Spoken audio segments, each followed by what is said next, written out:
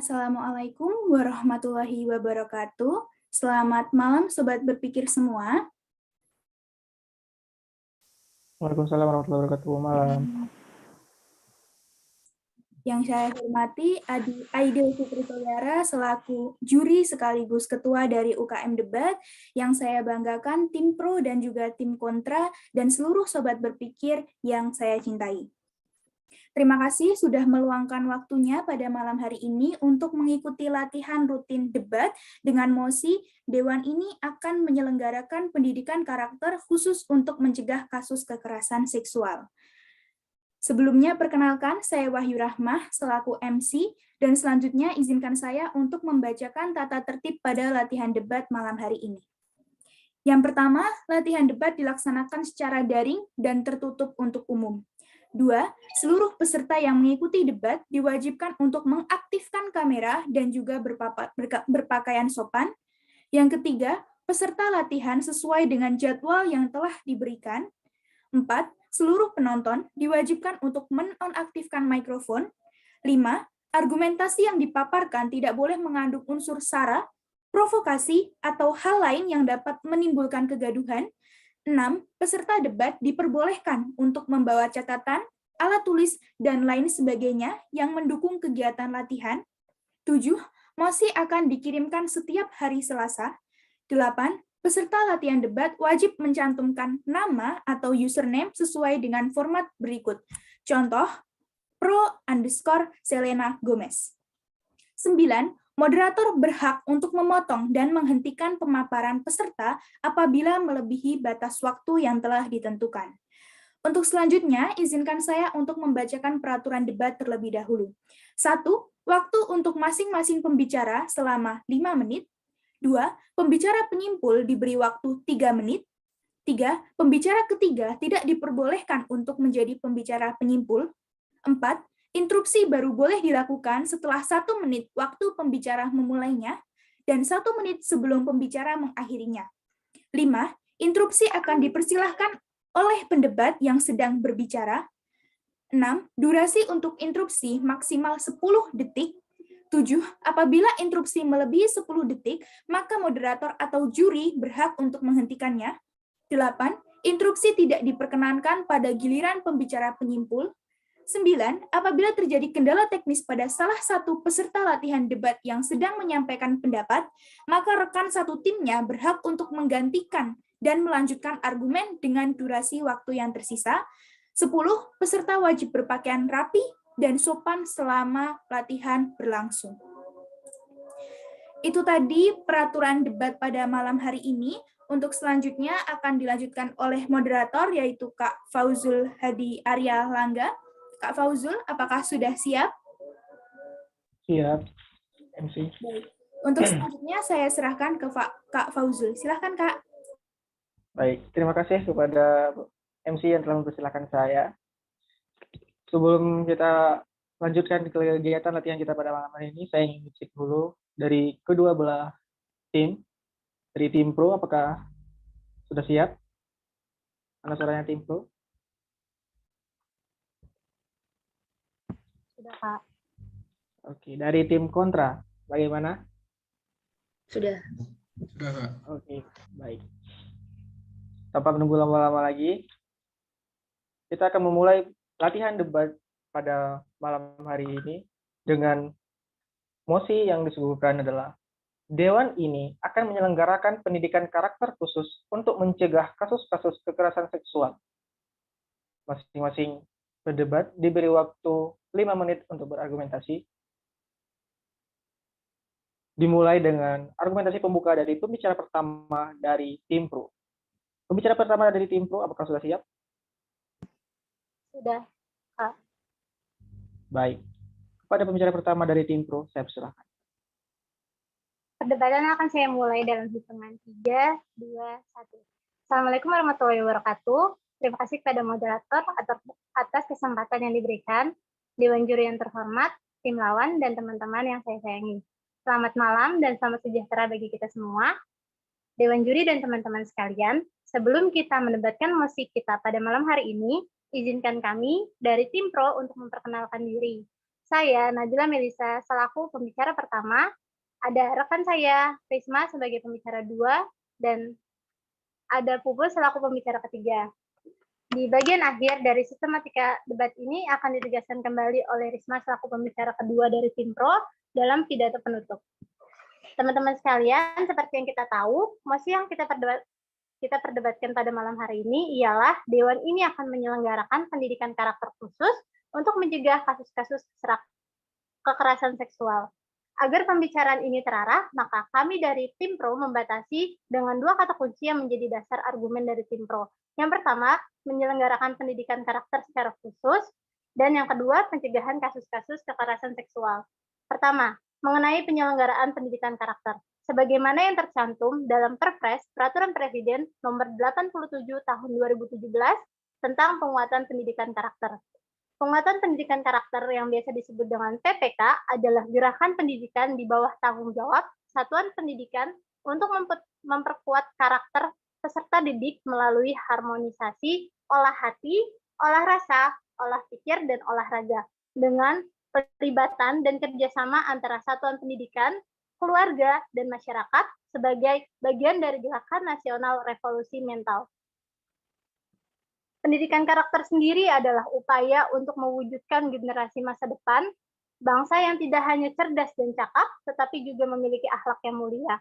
Berlandas pada Perpres Nomor 87 Tahun 2017, sehingga dapat ditarik kesimpulan bahwa pendidikan memegang kunci pendidikan karakter melalui kegiatan belajar di sekolah, sementara orang tua mempunyai peran penting untuk menanamkan nilai-nilai karakter dalam keluarga, serta masyarakat di dalamnya dapat turut menciptakan lingkungan yang kondusif sebagai tempat bersosialisasi melalui sikap dan perilaku yang terpuji. Dan dari sisi pemerintah harus juga memberikan fasilitas dan kebijakan untuk memperkuat pelaksanaan pendidikan karakter baik di dalam sekolah maupun di luar sekolah. Dan yang kedua yaitu membahas mengenai pencegahan kasus-kasus kekerasan seksual. Ketika berbicara mengenai pencegahan, berarti kita merujuk pada hal-hal apa saja sih yang menyebabkan kekerasan seksual itu terjadi. Di sini saya mengangkat beberapa faktor yang menyebabkan kekerasan seksual. Yang pertama, faktor kelalaian orang tua, di mana hal ini terjadi karena orang tua tidak begitu peka terhadap tumbuh kembang dan pergaulan anaknya. Yang kedua, faktor rendahnya moralitas dan mentalitas pelaku, di mana ketika moral dan mentalnya tidak tumbuh dengan baik itu di lingkungan keluarga, lingkungan sekitar maupun lingkungan sekolah, sehingga membuat perilaku tidak dapat mengontrol nafsu dan pikirannya. Yang ketiga, persepsi masyarakat mengenai pendidikan kesehatan reproduksi dan upaya perlindungan diri itu ditolak. Menganggap bahwa pendidikan seks adalah hal yang tabu untuk dibahas. Dalam ketiga faktor yang saya sebutkan, dan mungkin masih banyak lagi faktor lainnya, hal ini dapat dilihat dari banyaknya kekerasan yang melibatkan anak dan remaja, baik yang menjadi korban maupun menjadi pelakunya itu sendiri. Hal ini mengharuskan adanya penguatan pada pendidikan karakter secara khusus, tidak hanya di lingkungan sekolah, tetapi juga di lingkungan keluarga dan lingkungan sekitar. Sehingga menurut kami dari tim Pro setuju terhadap mosi, yaitu menyelenggarakan pendidikan karakter secara khusus dapat mencegah kasus-kasus kekerasan seksual. Terima kasih, saya kembalikan ke moderator. Baik, terima kasih kepada pembicara pertama dari tim Pro yang menghabiskan waktu 4 menit 6 detik. Selanjutnya akan disambut oleh pembicara pertama dari tim kontra. Pembicara pertama dari tim kontra, apakah sudah siap? Siap. Pada pembicara pertama dari tim kontra, saya persilakan. Baik, terima kasih kepada moderator yang telah memberikan saya kesempatan untuk berbicara. Pidato perdebatan kali ini akan saya mulai dalam hitungan 3, 2, 1. Oke, baik. Sebelumnya di sini saya akan menyanggah beberapa pernyataan yang tadi disampaikan oleh pihak Pro. Yang pertama, pihak Pro dari tadi menjelaskan terkait faktor-faktor dari kekerasan seksual saja, tanpa melihat mosi pada kali ini, yaitu Dewan ini akan menyelenggarakan pendidikan karakter secara khusus untuk mencegah kasus-kasus kekerasan seksual. Dalam hal ini, dari pihak Pro tidak menekankan sama sekali terkait dengan pendidikan karakter. Apa yang dimaksud dengan pendidikan karakter khusus itu tidak dijelaskan oleh pihak Pro. Oleh karena itu, dalam hal ini, saya rasa pembicara pertama dari pihak Pro kurang memahami mosi pada kali ini. Selain itu juga, tadi bahwasannya menurut pembicara satu pihak Pro, menyebutkan bahwa pendidikan karakter itu contohnya adalah belajar di sekolah. Nah, maksudnya itu apa? Dari pembicara satu pihak pro tidak menjelaskan sama sekali terkait hal itu. Terus juga terkait dengan fasilitas penguatan pendidikan karakter. Yang dimaksud dengan fasilitas dari penguatan pendidikan karakter juga itu maksudnya apa gitu? Tidak dijelaskan secara rinci. Itu yang membuat saya agak kurang memahami apa yang telah disampaikan oleh pembicara satu dari pihak pro. Lalu faktor-faktor kekerasan seksual tersendiri, yang pertama itu menurut pihak pro ada kelalaian orang tua, rendahnya moralitas dan mentalitas dari pelaku. Dalam hal ini, saya rasa penanaman pendidikan karakter ketika sudah mulai beranjak dewasa itu tidak diperlukan. Dalam artian pendidikan karakter itu akan sangat efektif bila ditanamkan sedari kecil. Oleh karena itu, kami dari pihak kontra tidak menyetujui pada mosi kali ini. Dewan ini akan menyelenggarakan pendidikan karakter secara khusus untuk mencegah kasus-kasus kekerasan seksual. Karena saya rasa pendidikan karakter itu harus ditanamkan sejak kecil.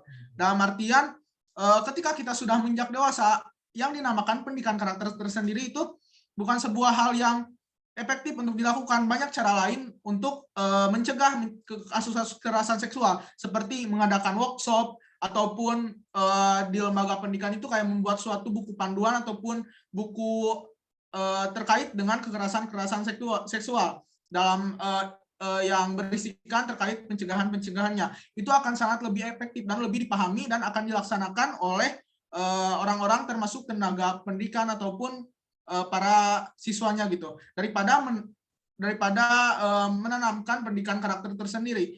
Oleh karena itu, sekali lagi kami tidak tahu apa yang dimaksud oleh pihak pro tersendiri, karena dari tadi pihak pro itu hanya menjelaskan terkait definisi tanpa menyinggung terkait pendidikan karakter dalam hal mencegah kasus kekerasan seksual ini. Oleh karena itu, sekali lagi kami menyatakan bahwa kami tidak setuju terkait dengan mosi kali ini. Terus juga pendidikan karakter tersendiri sudah saya jelaskan tadi bahwasannya perlu ditanamkan sedari kecil. Oleh karena itu pada saat menginjak dewasa itu akan sangat tidak efektif. Karena batas usia untuk menanamkan pendidikan karakter itu 17 tahun ke atas gitu. Makanya pendidikan karakter itu sangat tidak efisien sekali. Selain itu, kami juga menawarkan beberapa solusi terkait dengan daripada memakai pendidikan karakter. Yang pertama itu, daripada mengedukasi terkait pendidikan karakter, lebih baik pemerintah ataupun lembaga pendidikan ataupun lembaga di masyarakat tersendiri adalah memperbaiki lingkungan sekitarnya. Dalam artian, daripada memperbaiki karakter seseorang yang sudah menginjak dewasa, lebih baik memperbaiki lingkungan sekitarnya, karena menurut saya faktor lingkungan itu sangat besar gitu dampaknya kepada tiap individu, karena lingkungan itu memang sangat berpengaruh sekali dalam hal pergaulan gitu. Oleh karena itu kami menawarkan bahwasannya memperbaiki faktor lingkungan itu lebih penting daripada memperbaiki pendidikan karakter tersendiri, karena pendidikan karakter tersendiri akan lebih efektif dan lebih efisien jika memang sudah ditanamkan sedari kecil. Oleh karena itu saya juga ingin bertanya kembali dan menegaskan kembali, maksud dari pendidikan karakter khusus yang dimention oleh pihak pro itu apa gitu.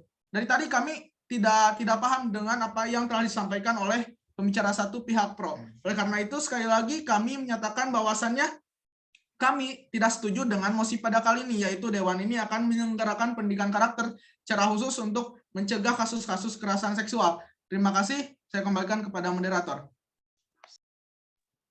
Baik, terima kasih. Kepada pembicara pertama dari tim kontra yang menghabiskan waktu 4 menit 40 detik. Selanjutnya akan disambut oleh pembicara kedua dari tim pro. Pembicara kedua dari tim pro, apakah siap? Siap, Kak. Baik. Kepada pembicara kedua dari tim pro, saya persilakan. Baik, di sini saya akan memulai sebagai tim pro akan memulai perdebatan dalam hitungan 3, 2, 1. Sebelumnya, terima kasih kepada moderator atas waktunya. Selamat malam, Dewan Juri yang dihormati dan lawan debat yang kami banggakan. Baik, di sini kami akan menerima sanggahan melalui open mic. Kami sangat setuju dengan mosi Dewan ini akan menyelenggarakan pendidikan karakter khusus untuk mencegah kasus-kasus kekerasan seksual. Akan tetapi, sebelum menuju ke argumen, izinkan saya untuk membalas argumen dari pihak kontra satu. Yang dimana poin dari baik di sini saya akan menjelaskan arti dari atas pembicara kontra 1 yang menjelaskan bahwa pendidikan karakter kurang diperjelas dari pihak kontra 1. Menurut saya tidak sesuai dengan mosi, karena pada dasarnya pendidikan merupakan wadah dari kemajuan peradaban suatu bangsa, di mana pendidikan akan melahirkan generasi penerus yang diharapkan cerdas, berkarakter, dan memiliki keterampilan yang bermanfaat. Adapun yang terjadi seperti kasus-kasus kekerasan seksual yang terjadi di ruang pendidikan tentu ada keterkaitan dengan sistem pendidikan karakter di suatu bangsa itu sendiri. Hal yang harusnya diharapkan tidak terjadi di ruang pendidikan tersebut juga menjadi bukti cacatnya pendidikan karakter bangsa ini. Pendidikan karakter sangatlah penting menjadi fokus dari sistem pendidikan, sebab karakter bangsa di kemudian hari akan ditentukan oleh karakter para pelajar saat ini.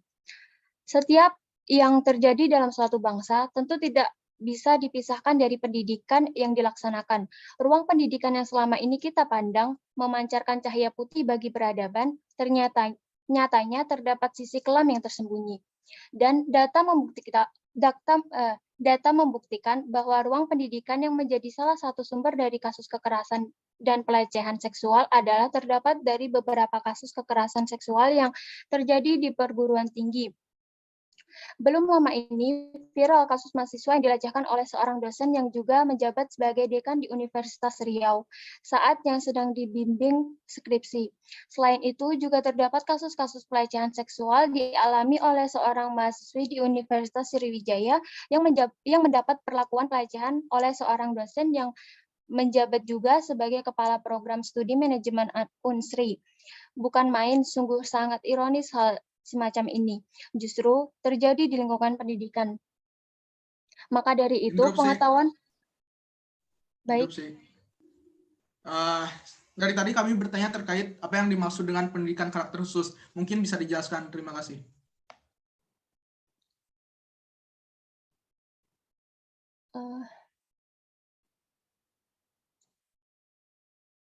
Baik, menurut saya pendidikan karakter khusus tidak jauh beda dengan pendidikan adalah wadah dari kemajuan peradaban suatu bangsa di mana pendidikan akan melahirkan generasi penerus yang diharapkan untuk cerdas, berkarakter, dan memiliki keterampilan yang bermanfaat.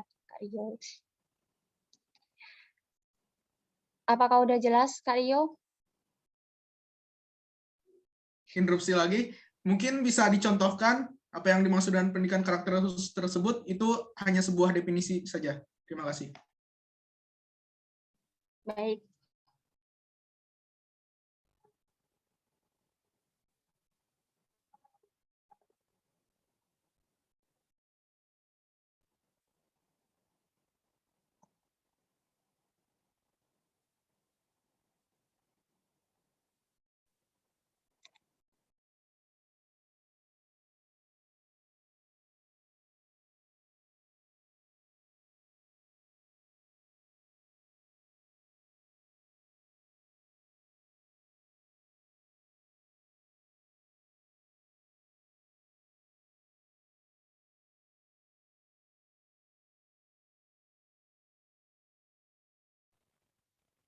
Pembicara kedua tim pro, waktu masih tersisa.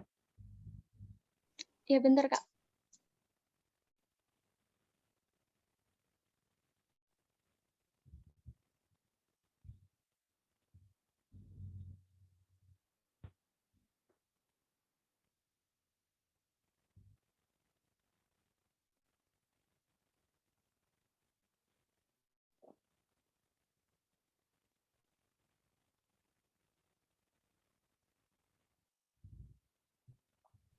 Untuk pendidikan karakter khusus tidak jauh beda dengan pendidikan berkarakter.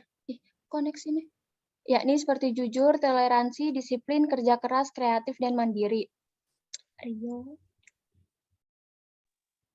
Apakah Waktu sudah jelas, habis Rio? kepada pembicara kedua dari tim pro, waktu habis. Terima kasih kepada pembicara kedua dari tim pro yang telah menghabiskan waktu 5 menit 12 detik. Selanjutnya akan disambut oleh pembicara kedua dari tim kontra. Kepada pembicara kedua dari tim kontra, saya persilakan. Baik, terima kasih kepada moderator yang telah memberikan saya kesempatan lagi untuk berbicara. Pidato perdebatan kali ini akan saya mulai dalam hitungan 3, 2, 1. Oke.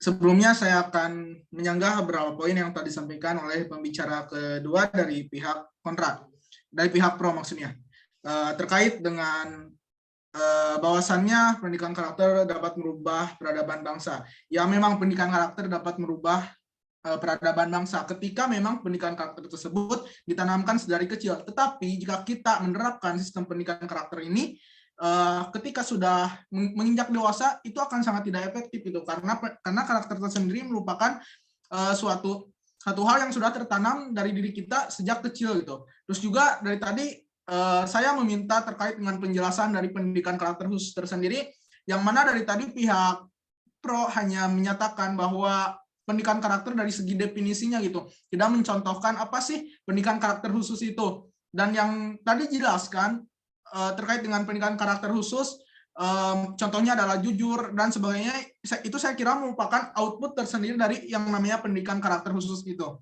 Oleh karena itu saya kurang memahami kembali nih apa yang dimaksud dengan pendidikan karakter khusus yang telah disampaikan oleh pembicara 1 dan pembicara 2 dari pihak pro. Lalu kami sangat tidak setuju bahwasannya dengan mosi pada kali ini, yaitu Dewan ini akan menyelenggarakan pendidikan karakter secara khusus untuk mencegah kasus-kasus kekerasan seksual. Dalam hal ini, seperti yang sudah disampaikan oleh pembicara 1 dari pihak kami, bahwasannya karakter itu harus ditanamkan dari sejak kecil. Dalam artian, memang ketika kita sudah menginjak dewasa itu akan sulit sekali. Ini saya beberapa kali mengulang kata ini karena memang itulah realita yang terjadi gitu. Lalu daripada kita menanamkan kembali pendidikan karakter di usia yang memang sudah lanjut atau sudah dewasa, lebih baik lagi jika pemerintah ataupun lembaga pendidikan, lembaga masyarakat itu merubah dari sisi faktor lingkungannya. Dalam hal ini banyak orang dewasa yang usianya memang sudah dewasa itu sedikit, dalam artian banyak melakukan hal negatif itu karena dipengaruhi oleh faktor lingkungan. Karena itu faktor lingkungan ketika kita sudah beranjak dewasa itu akan sangat berdampak sekali. Oleh karena itu, kami menawarkan sebuah solusi bahwasannya para stakeholder lebih baik memperbaiki dari segi lingkungan, faktor lingkungan tersendiri daripada pendidikan karakter.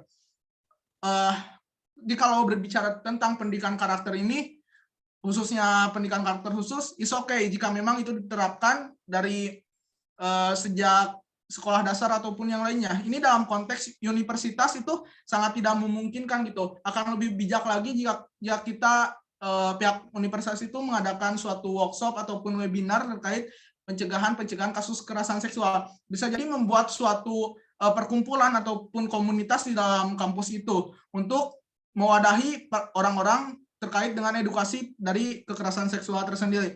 Oleh karena itu, kami dari pihak kontra sekali lagi menyatakan bahwa kami sangat tidak setuju dengan mosi pada kali ini. Lalu kami juga menawarkan solusi yang lain, bahwasannya jika lebih bijak lagi suatu universitas ataupun lembaga pendidikan membuat suatu kode etik terkait dengan pelecehan seksual bagi siswa dan tenaga pendidiknya. Dalam hal ini kode etik yang dimaksud itu adalah suatu batasan-batasan tertentu yang mana yang dapat dipahami oleh para tenaga pendidik ataupun para mahasiswanya terkait dengan pencegahan kekerasan seksual. Lalu sekali lagi kami menekankan bahwa solusi yang kami tawarkan adalah lebih baik merubah faktor lingkungan daripada menanamkan pendidikan karakter kembali, karena pendidikan karakter sangat sulit direalisasi dan akan sangat sulit untuk diimplementasikan oleh orang-orang yang memang sudah dewasa dan bukan orang-orang yang memang sudah ditanamkan pendidikan karakter sejak dini gitu. Itu akan sangat sulit sekali. Oleh karena itu kami juga menyampaikan bahwasannya apa yang telah disampaikan oleh pihak pro dan juga pembicara dari pihak pro pertama dan pembicara dari pihak pro kedua itu sangat tidak logis dan juga pernyataan-pernyataannya tidak sesuai dengan mosi pada kali ini. Mungkin itu yang dapat saya sampaikan. Saya kembalikan kepada moderator. Terima kasih. Terima kasih kepada pembicara kedua dari tim kontra yang menghabiskan waktu 4 menit 31 detik. Selanjutnya akan disebut oleh pembicara ketiga dari tim pro. Pembicara ketiga dari tim pro, apakah sudah siap? Sudah, Kak. Baik, Sebelumnya saya izin off oke, baik, siap. ya, Baik, siap. Kak. Coba- Soalnya sinyalnya jelek, Kak. Oke, siap. Nggak apa-apa. Kita akan memulai perdebatan dalam hitungan 1, 2, 3.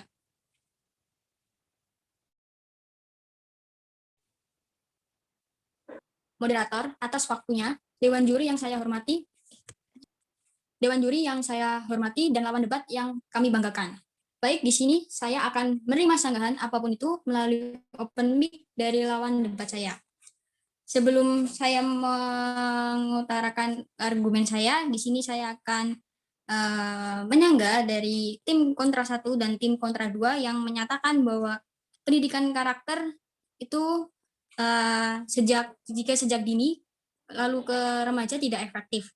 Menurut tim pro, jika pendidikan karakter diajarkan sejak dini itu malah berdampak bagus. Di mana jika pendidikan karakter sejak dini lalu diadakan lagi di dalam dunia pendidikan, malah itu menumbuhkan rasa karakter yang memiliki karakter yang baik. Lalu tim kontra 2 menyarankan agar faktor lingkungan yang diubah. Menurut saya, jika faktor lingkungan tersebut memiliki karakter yang buruk dalam lingkungan tersebut, menurut saya itu juga tidak efektif. Jadi, menurut tim pro, yang lebih efektif itu adalah merubah karakter dari diri seseorang tersebut. Lalu, menurut sangatlah penting yang sudah disampaikan oleh tim pro 1 dan 2 sudah menyampaikan bahwa sangat sanya pendidikan bahwa silakan. Apa yang mendasari Anda bahwasannya silakan. faktor lingkungan itu tidak lebih efektif daripada pendidikan karakter? Terima kasih. Kenapa faktor lingkungan tidak efektif daripada faktor lingkungan tidak efektif? Yang pertama, jika di lingkungan tersebut memiliki orang-orang yang tidak memiliki karakter yang baik, maka menurut saya itu tidak efektif. Dikarenakan jika di lingkungan tersebut sudah memiliki karakter yang baik, memiliki karakter yang bertanggung jawab, jujur, itu menurut saya itu adalah merupakan salah satu faktor yang efektif. Jadi menurut tim pro yang harus diubah itu adalah pendidikan karakternya. Lalu pendidikan merupakan wadah dari kemajuan peradaban yang sudah disampaikan oleh Pro 2, suatu bangsa, di mana pendidikan akan melahirkan generasi penerus yang diharapkan cerdas, dalam artian memiliki wawasan yang luas, bisa memajukan bangsa ini.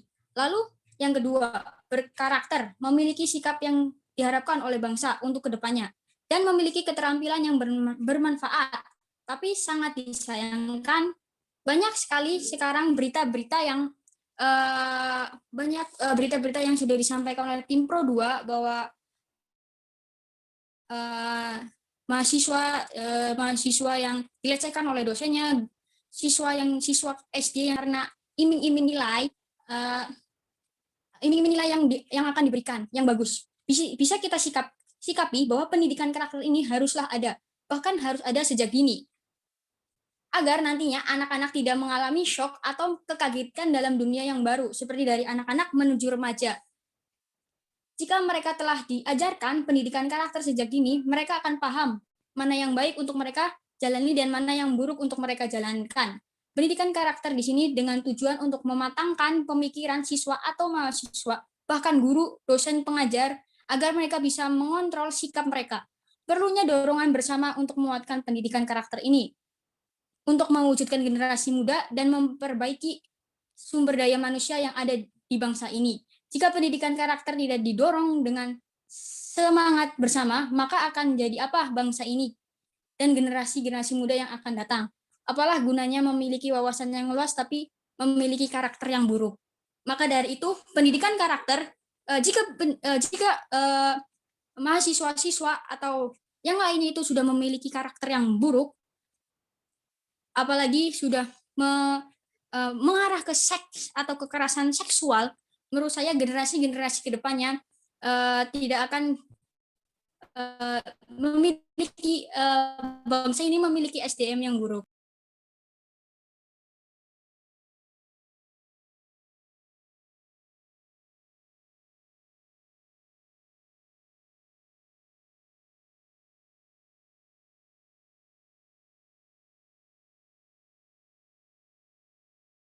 Baik, terima kasih kepada pembicara ketiga dari tim Pro yang menghabiskan waktu 5 menit. Selanjutnya akan disambut oleh pembicara ketiga dari tim kontra. Pada pembicara ketiga dari tim kontra, saya persilahkan. Terima kasih kepada moderator. Sebelumnya, apakah suara saya terdengar? Ya, terdengar jelas. Baik, perdebatan kali ini akan saya mulai dalam 3, 2, 1. Saya ingin menyanggah beberapa dari tim Pro 3, yaitu tentang karakter lingkungan yang harus diubah.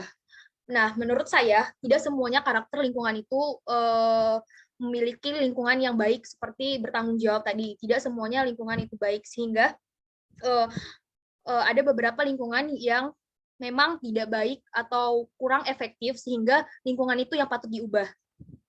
Nah, juga saya sangat tidak setuju pada mosi malam ini, di mana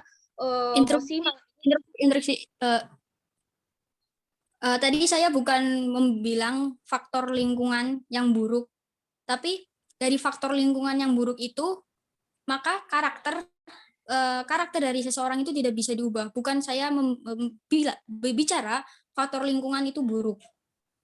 Terima kasih. Instruksi habis. Terima kasih. Lanjutkan pembicara ketiga.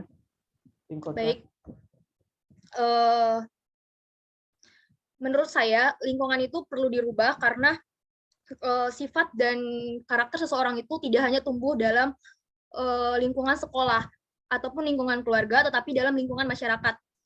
Nah, saya tidak setuju dengan mosi malam ini, di mana mosi menyatakan bahwa Dewan akan menyelenggarakan pendidikan karakter khusus untuk mencegah kasus-kasus kekerasan seksual.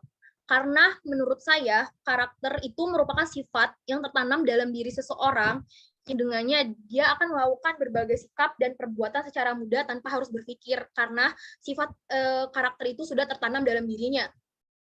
Dan juga sikap dan perbuatan itu muncul karena kebiasaan ataupun meniru dari lingkungan sekitarnya, sehingga menurut saya